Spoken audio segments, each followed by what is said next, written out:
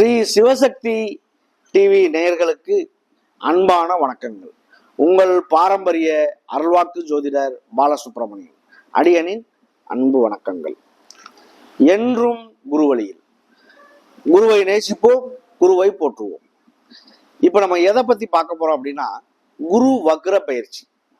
இந்த குரு பகவான் வக்ரம் பெறக்கூடிய ஒரு காலம் எப்படி இருக்கும் இந்த 12 ராசிக்கும் அப்படிங்கிற ஒரு விஷயத்த நம்ம விரிவா பார்ப்போம்.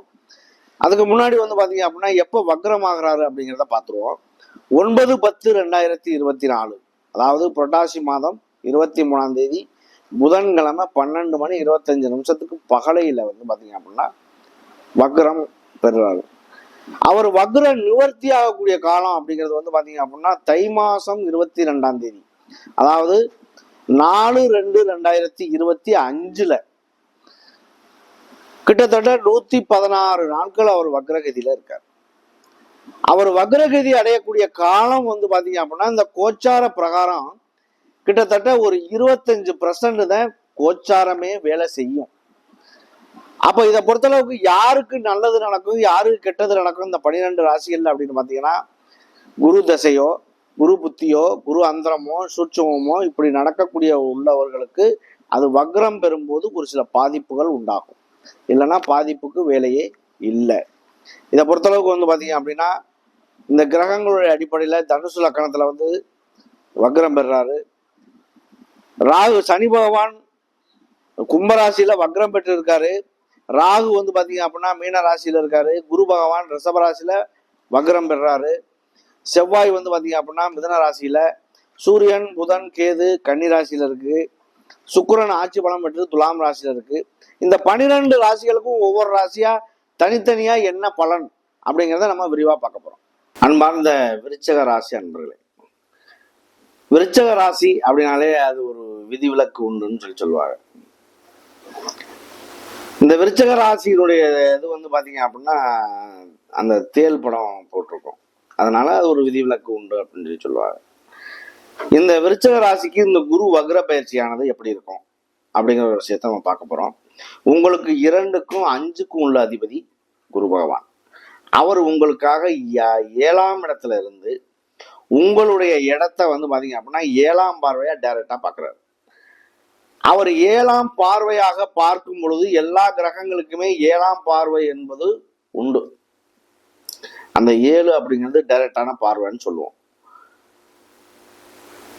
உங்களுடைய ராசியை பார்க்கறதுனால உங்களுக்கு பாத்தீங்க அப்படின்னா ஏற்கனவே சனியினுடைய தாக்கம் அர்த்தாஷ்டம சனி ஓடிக்கிட்டு இருக்கு.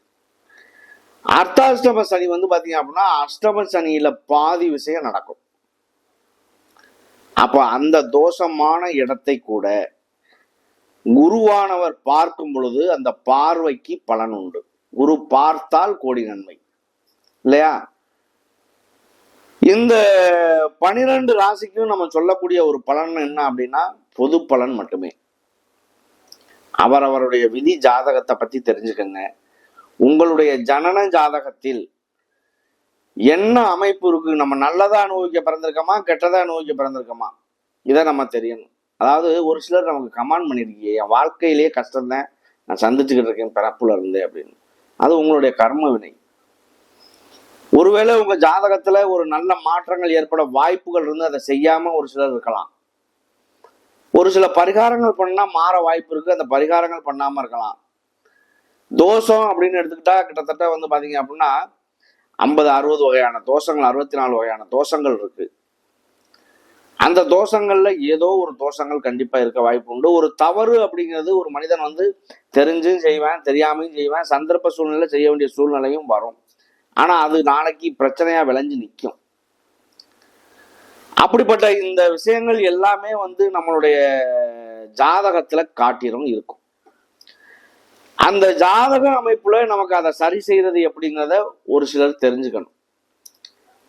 உங்களுடைய ஜனன ஜாதகம், விதி ஜாதகத்தை பாருங்க. விதி ஜாதகத்துல இந்த அமைப்புகள், அதாவது ஏற்கனவே ஜனன ஜாதகம் என்பது வந்துருச்சு அப்படின்னாலே ஒரு குழந்தை பிறந்தவுடனே அது எடுக்கிறது இல்லை. என்னைக்கு பாத்தீங்க அப்படின்னா கரு உருவாகுதோ அந்த கரு உருவாகக்கூடியதுல இருந்து தாயினுடைய கர்ப்பத்தில் இவ்வளவு நாள் இந்த செல் நீக்கி இருப்பு இவ்வளவுன்னு எழுதுறாதான் விதி ஜாதகம். அந்த விதி ஜாதகத்துல அவங்க வந்து பாத்தீங்க அப்படின்னா என்ன பலன் என்னங்கிறத தீர்மானிக்கப்பட்டது. எப்படிப்பட்ட மனைவி வரும், எப்படி குழந்தைகள், எப்படிப்பட்ட வாழ்க்கை, எப்படி தொழில் பண்ணலாம், எதுல முன்னேற்றங்கள் ஏற்படும், எதுல பின்னடைவு ஏற்படும், எல்லாமே அதுல சொல்லிடலாம்.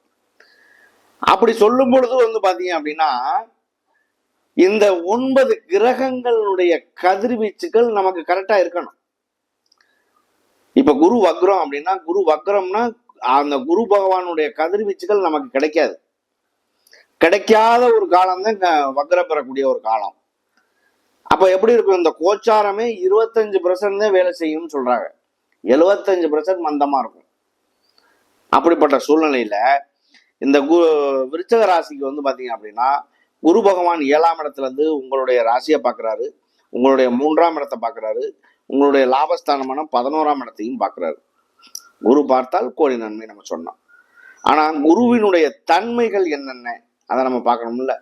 அதுக்கு முன்னாடி வந்து பாத்தீங்க அப்படின்னா இந்த கிரகங்களுடைய அடிப்படையில இந்த கிரகங்கள் 9 கிரகங்களுடைய கதிர்வீச்சு எல்லாமே நமக்கு சாதகமா இருக்கணும். அப்படி இருந்தா நம்மளுடைய உடல்நிலை ஆரோக்கியம் உண்டு. இல்ல எந்த கிரகம் கதிர்வீச்சு நமக்கு கிடைக்கலையோ அந்த கிரகத்தினுடைய தன்மையோ அந்த கிரகத்தினுடைய நோயோ நமக்கு கண்டிப்பாக தாக்கும். செவ்வாயினுடைய தாக்கம் நமக்கு இருக்கு, நமக்கு பாதிப்புல இருக்கு அப்படின்னா ரத்த சம்பந்தமான பிரச்சனை கண்டிப்பா வரும். புதன் நமக்கு பாதிப்பு இருக்கு அப்படின்னா தோல் சம்பந்தமான பிரச்சனைகள் வரும். புதன் சரியில்லை அப்படின்னா நரம்பு சம்பந்தமான பிரச்சனைகள் வரும். அப்படி ஒவ்வொன்றுமே வந்து பாத்தீங்க அப்படின்னா அதை எப்படி ஆக்டிவேஷன் பண்றது, ஒவ்வொரு கிரகத்துக்குமே ஒவ்வொரு வகையான கதிர்வீச்சுகள் அந்த இடத்துல பூமியில வந்து எங்க கிடைக்குதுங்கிறத நமக்கு சொல்லி வச்சிருக்காங்க. இப்போ வந்து பாத்தீங்க அப்படின்னா சனியினுடைய தாக்கம் திருநள்ளாறுல இருக்கு, குருவினுடைய அந்த கதிர்வீச்சுகள் அப்படியே திருச்செந்தூர்ல கிடைக்குது, கும்பகோணத்தை சுத்தி அப்படியே வந்து பாத்தீங்க அப்படின்னா 9 நவக்கிரகங்களுடைய கோயில் எல்லாமே அங்கேதான் இருக்கு. அங்க போயிட்டு வந்தோம் அப்படின்னாலே ஒரு சிலருக்கு அந்த ஆக்டிவேஷன் ஆகும், அந்த கதிர்வீச்சுகள் நம்மளுக்கு உள்வாங்கிக்கும். அப்படி வாங்கும் பொழுது வந்து பாத்தீங்க அப்படின்னா கண்டிப்பாக நல்ல ஒரு ஆற்றலை கொடுக்கும். இதெல்லாம் எதுவுமே எனக்கு வேலை செய்யலை, நான் இப்போ 2 வாட்டி 3 வாட்டி போயிட்டு வந்துட்டேன், எதுவுமே வேலை செய்யலை அப்படின்னா அதுவும் உன்னுடைய கர்ம வினையை பொறுத்து. நீ செஞ்ச நல்லது கெட்டதுக்குத்தான் பலன் கிடைக்கும்.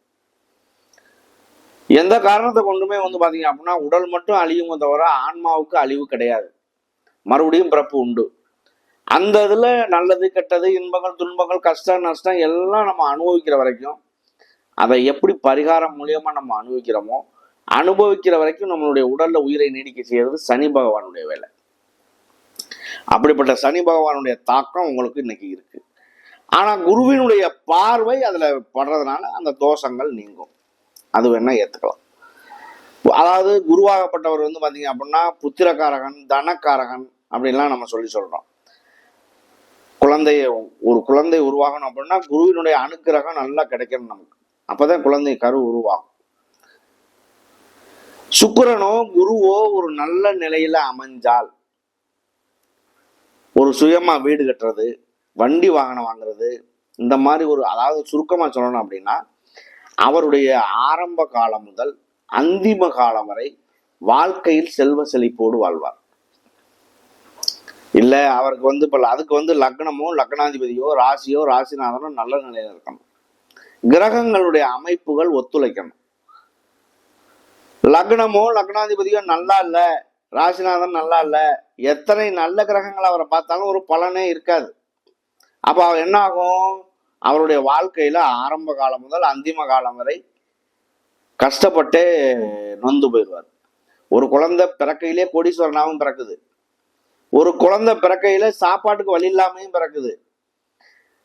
சாப்பாட்டுக்கு வழி இல்லாம பிறக்கிற குழந்தை வந்து பாத்தீங்க அப்படின்னா இடையில வரும்போது பெரிய கோடீஸ்வரனாவும் ஆகுது.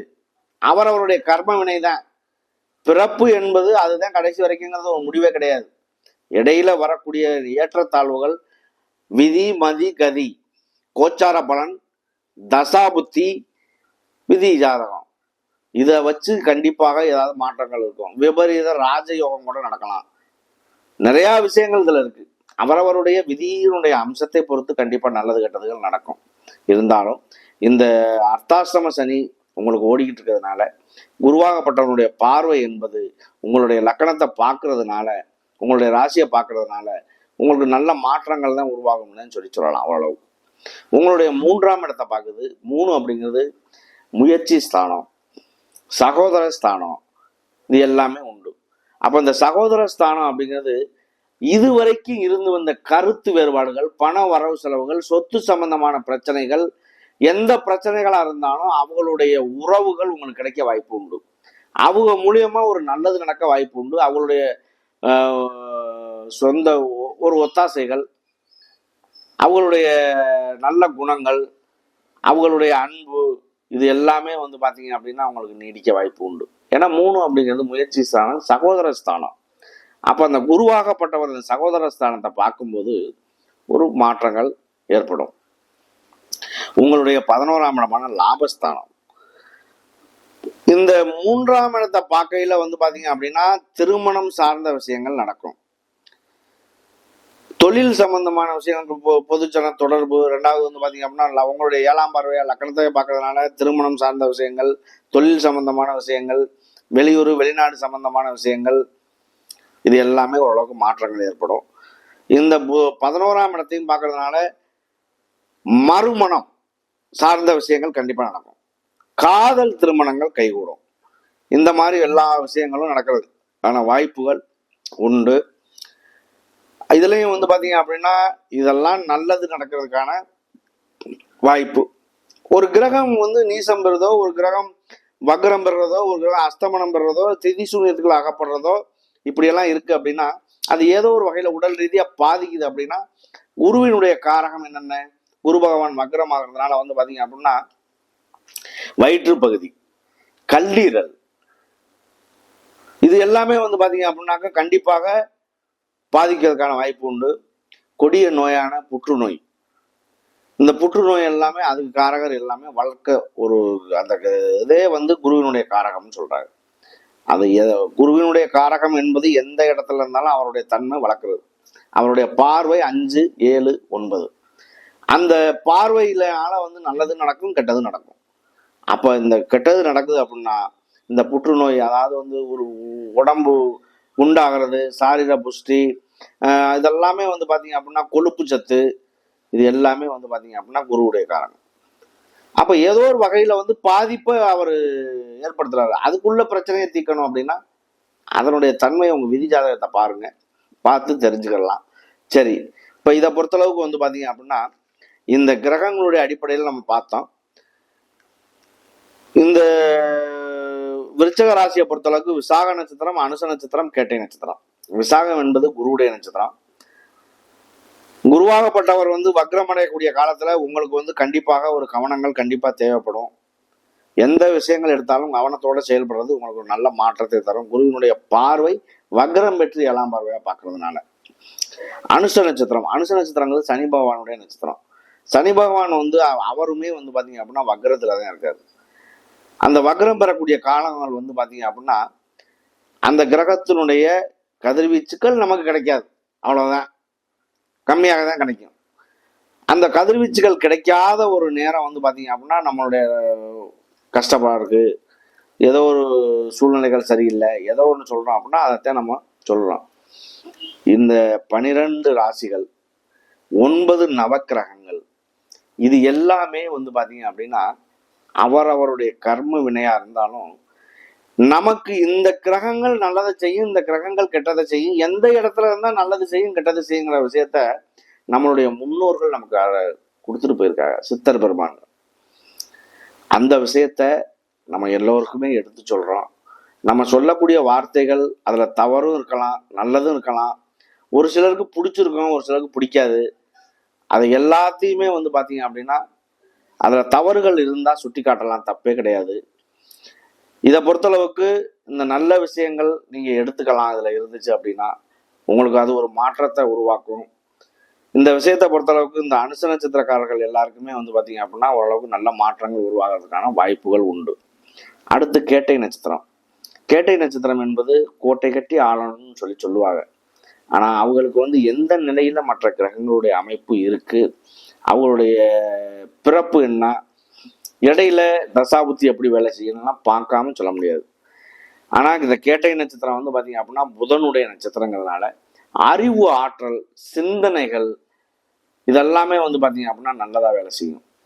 அப்ப அவங்க வந்து பாத்தீங்க அப்படின்னா அவங்களுடைய பேச்சாற்றல் எல்லாமே ஒரு பேச்சுனால ஒரு பெரிய லெவல்ல பட்டிமன்ற பேச்சு, மேடை பேச்சாளர்கள், ஒரு சிறு குழந்தைகள் வந்து ஆரம்பத்திலே நல்லா பேசுறது, இது எல்லாமே வந்து பாத்தீங்க அப்படின்னா புதனுடைய காரகம்.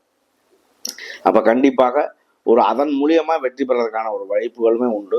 இதுல எந்த சூழ்நிலையில இருந்தாலுமே இந்த குரு வக்ர பெயர்ச்சியை எப்படி பயன்படுத்துறது அப்படிங்கிற ஒரு விஷயத்த அவரவருடைய விதி ஜாதகத்தை பார்த்து நடத்தும் பொழுது, தொழில் பண்றதா இருக்கட்டும், வண்டி வாகனம் வாங்குறதா இருக்கட்டும், வெளியூர் போறதா இருக்கட்டும், ஒரு தொழிலை இரட்டிப்பு பண்றது, ரெண்டாவது ஆரம்பிக்கிறதா இருக்கட்டும், படிப்பு, எல்லாமே பார்த்து செயல்படும் பொழுது முன்னேற்றங்கள் ஏற்பட வாய்ப்பு உண்டு. நன்றி, வணக்கம்.